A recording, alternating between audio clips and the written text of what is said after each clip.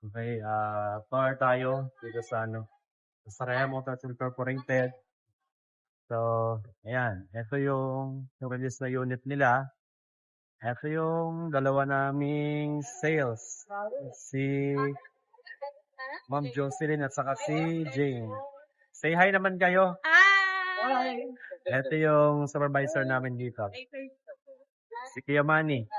Ito yung mga unit na available ngayon. Ayan. Okay, ito-tour ko kayo ngayon. Ito yung for-release nila ngayon. At saka yun yung isa na close ban, may may-ari na rin. Yung mga units na available namin. Minidam.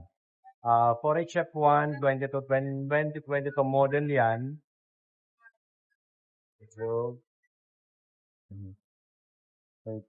Yan. So, ayan. Isang Isuzu 4HF1. 2022 model. Naka-reface na rin yung mukha. Chrome. Ayan, ganda ng itsura. So, available pa itong unit na to. Okay, itong dalawa din, available din ito. Parehas yung makina. 2022 model din. 4HF1 din ito. Ayan, color red. Reface na rin yung mukha niya.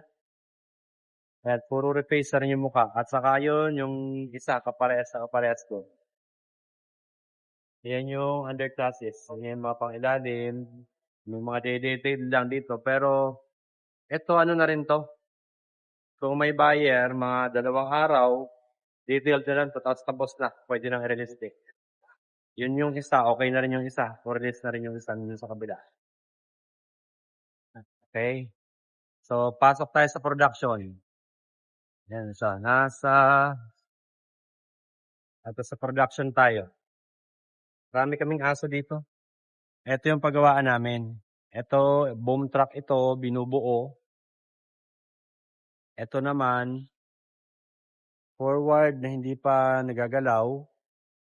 Ito, isang minidam canter. Binubuo din yan. Okay. Ito, for BE1, lumang modelo. Pero yan, binubuo rin yan. Halos patapos na rin. Hindi pa siya na bapping. Hindi pa tapos yung pintura niyan. Itong forward din na binubuo din. Ito, truck to ng MFR doon sa kabilang company. Dito lang talaga pinaparada kasi walang malaking space yung MFR.